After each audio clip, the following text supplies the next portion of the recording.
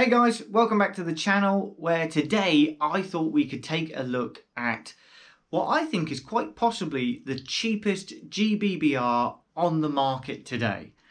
And that is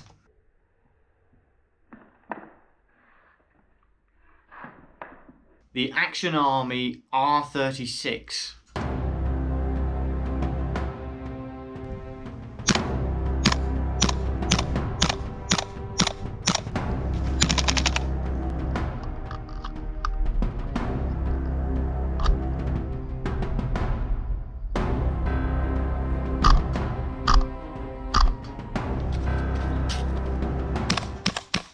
Now, the Armament R36, to my knowledge, is a clone of the WE G39. I could be wrong on that designation. I'm not familiar with the WE myself, but I'm sure you'll let me know in the comment section down below. But like I say, reverse engineered from the WE product, and somehow Action Army managed to save the pennies somewhere because it came out even cheaper than the original.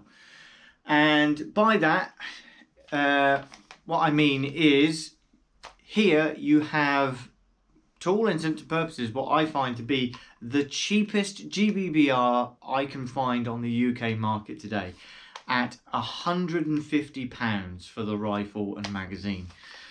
That's from Bespoke Airsoft. If you check them out, I'll put a link down below in this video. But yeah, suffice to say, £150 for a gas blowback rifle is incredible value. And it's worth noting as well that each individual magazine is only £30, which again is extremely cheap for a gas blowback. Even if you looked into the SMG market, a lot of their magazines are £50 or £60 as well. And the same thing can be said for the rifles. If this was to have been manufactured by WE themselves, they originally sold for well over 300. And likewise, if you look at Tokyo Marui, Umarex, anything like that, and their sort of gas rifle range, they retail much closer to the £500 mark. So this really is your entry level into the gas blowback market, I think. Now, does cheap necessarily mean bad? In some instances, this rifle certainly has its strengths and weaknesses, and we'll attempt to go through them as we go through the rifle. So as ever, let's start off up at the front, make our way down through the rifle, and we can talk about where I think this thing shines and where it falls a little bit short. So up at the front, we will find a 14mm counterclockwise thread, which as we already know from every other video I've ever made, is perfect for tracers, suppressors, anything you want to fit on board here. It will all work perfectly well. Moving back, the barrel itself, as with a lot of G36s, is actually floated. There's nothing attaching it to the handguard itself. This is really atypical for G36s, so nothing to really worry about there. It does mean that consistency-wise, the barrel floating around a little bit might be slightly less consistent at hitting shots, certainly follow-up shots and that sort of thing, where the rifle's already shaking around a little bit.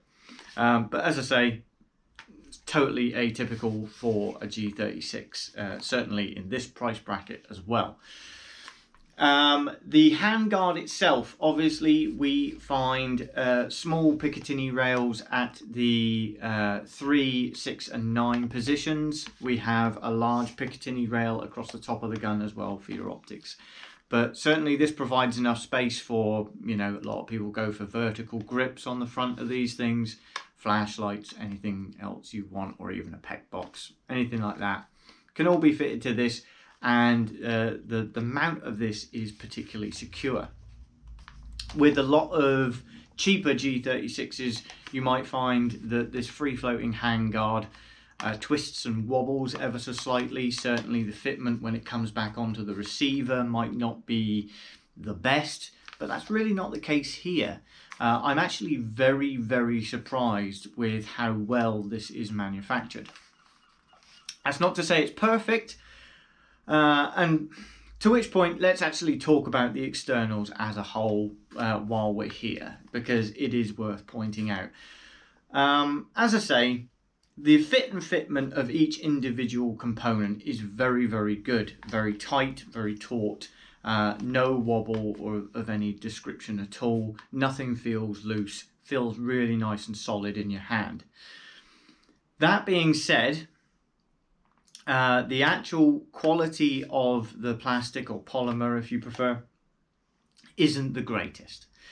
This is obviously one of the areas in which the Army team have actually secured a little bit of budget, if you like. The polymer is a little bit creaky. You'll hear a lot of creaks and give in the plastic all round, really, which it denotes to the cost involved at the end of the day. But it doesn't actually affect gameplay too badly, because a lot of the creaks and the flexing of the plastic is actually in those long flat surfaces.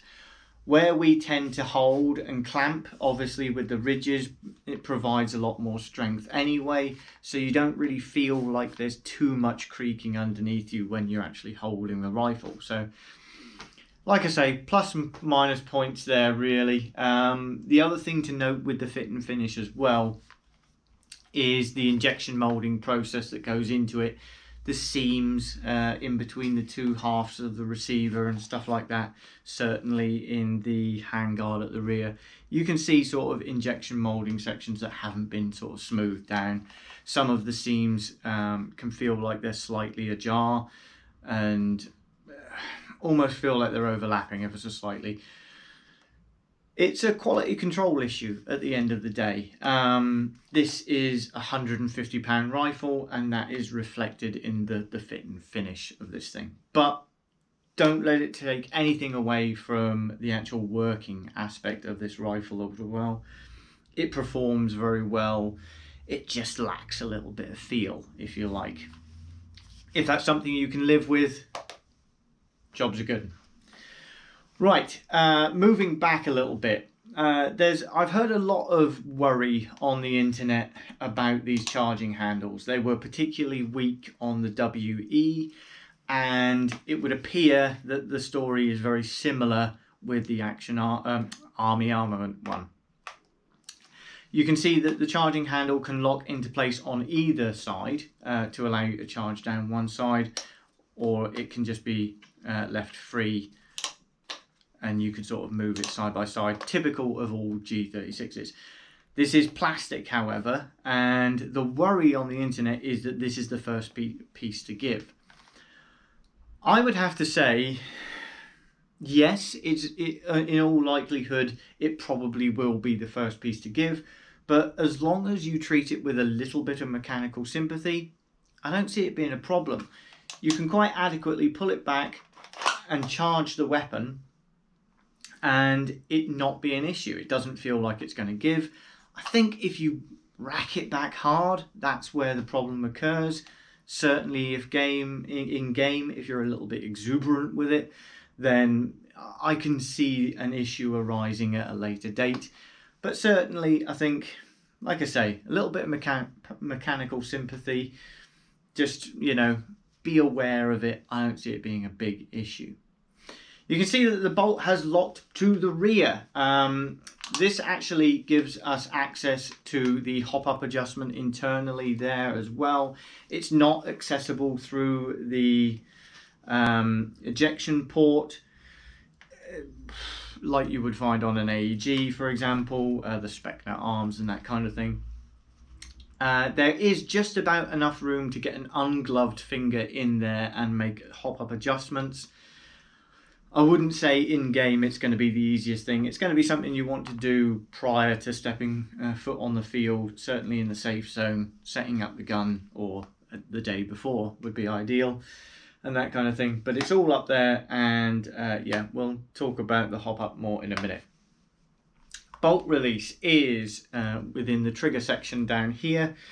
Again, this is something that I've heard a lot of people talk negatively about, that it's not particularly well placed, but I think it works, it functions perfectly adequately.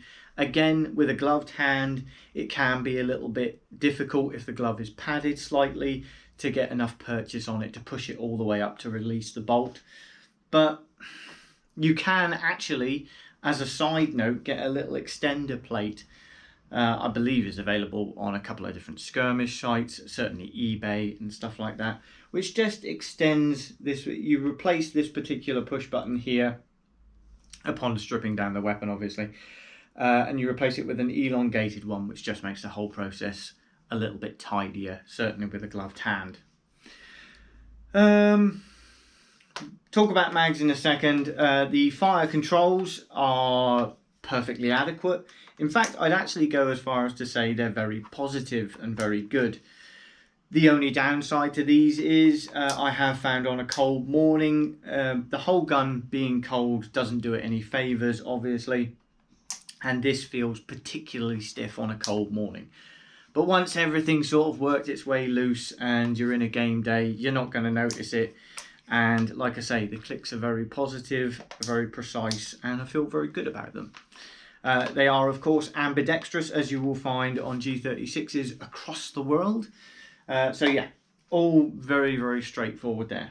And we have the standard sort of Heckler & Koch G36 grip and the folding stock, which has the cutout available for your body pins to go in when you strip the weapon down so that you don't lose them. All very nice, all very standard. The magazines, let's put the weapon down a second and talk about these magazines. So the magazines are a polymer outer shell and all of the metal internals inside. They are particularly robust. I think it's really nicely weighted, and the fill valve is accessible via the bottom plate here, which just pulls back to reveal that. You can pull that off in its entirety, although I wouldn't recommend it because that's probably easy to lose. But yeah, I particularly like this system because it means that during the game, you're just going to keep that valve nice and secure. No dirt's going to get in there during the day, and it'll just help really with the running of the gun. As I say, nice system. As atypical with all G36s, you can lock these mags together, although due to the weight of them, I wouldn't actually trust these locking lugs at all, really, because they are just polymer through and through. A good bit of shaking during the game day, running over a couple of logs in a field somewhere, or even skirmishing in a CQB site, I think sooner or later one of these plastic lugs is going to give way under the weight, and you will find a £30 magazine on the floor, possibly cracked and in pieces and leaking. So that's not what we want. I wouldn't lug these two of these together, certainly not more than two either. But yeah, on the whole, very good value for money and a great gas reservoir. Now, I know these are only 30-round magazines, as is typical with a lot of GBBRs, but the gas reservoir in them will see you go through 3, and in some optimal cases, in good weather conditions, 4 full magazine, full rounds. Yeah, I know what I'm talking about. Full 4 mags. Full. My only slight concern with the magazines is the loading process, because they load via the top of the lips rather than the front, and I just worry about the longevity of that. Its sort of ability to hold the BB back given enough time of forcing them down through in the first place. That being said, at £30 a pop, it's not the most expensive thing in the world to replace if you get a year's worth of game days out of them before the mag starts losing its ability to purchase on the BB itself. So let's go back to the rifle. So that being said, performance wise, how does this fare up? Well, we can't escape the fact that this is a £150 worth of gas blowback rifle, and with that comes a certain lack of expectancy of performance, because you get what you pay for in airsoft at the end of the day, and this is no different. It's fairly accurate up to around about 30 meters, I would say. Past that, we start losing that consistency and the groupings. And if I'm honest, on a cold day, you're probably not likely to get far past 30, probably closer to 40 meters as a total range anyway. And that's not necessarily to do with the FPS of this thing. It clocks in on a cold day, a cold winter's morning. This was clocking in at around about, on average, 270. So not the greatest FPS output, but it was very cold. Its lack of range has more to do with the hop. The hop up isn't fantastic in this. As I say, past 30 meters, the groupings become a little bit inconsistent, and it just hasn't got the backspin on it to sort of throw the BB any further down range, unfortunately. Could this be solved with a new hop rubber, that kind of thing? Quite possibly. It's not something I've looked into yet. I know hop up is fairly proprietary in a lot of G36 setups and that kind of thing anyway. So, but to all intents and purposes, I wouldn't be really looking for this to have a massive amount of range anyway, because where I feel this particular rifle excels is in the close quarters environment. So a CQB site, maybe short range encounters in a woodland, that kind of thing. Which, you know, if you think about it, primarily the C, you know, the Heckler & Koch G36C was primarily sort of aimed at close quarter environments anyway. Its ability to fold its stock and become very short and compact, that kind of scenario, and this really lives up to that. Like I say, in a CQB environment, you don't have to worry about shot groupings past 30 meters because you're not going to engage anyone past that distance anyway. And, you know, it's got a very good trigger system. The brake is very neat, and the brake and the reset is very neat on this gun. And you will have no trouble sort of stringing together a couple of quick concession shots. You know, and the refresh rate on the valve is very good as well. So it does really perform well in CQB. Not so well once we ask it to go outdoors and at greater range. And like I say, I didn't really expect anything less from a rifle that came in at £150. So in conclusion, that is where I sit on the Army Armament R36. In the fact that if you are looking for a stepping stone into the GBBR world, something that, you know, you haven't had before, perhaps you've tried SMGs, you want a fully fledged rifle, the 30 round capacity for that sort of milsim experience, if you like, more realistic, you know, sort of got to pick your shots a little bit more, something that to all intents and purposes seems to function very well, if not exceptionally. Yeah, this is perfect, and it's the perfect price point to start off. Comparable weapons, you know, there's one very obvious comparison if you look at price point and model, which is the Spectre Arms G36 EBB, which I've reviewed on the channel before. I think is a fantastic gun for its price point, and this is no different. The only difference obviously being this gets you into the gas blowback world and the Spectre gets you into the electric blowback world. But yeah, to all intents and purposes, I'm very impressed with this weapon from a price point perspective. It's not going to set the world alight, but it will put a smile on your face in the CQB world. Okay, if this has been of any interest to you at all in a future purchase or just any entertainment to you at all, then as always, a like and a subscribe is always welcome, guys, and I'll see you in the next one. Thank you.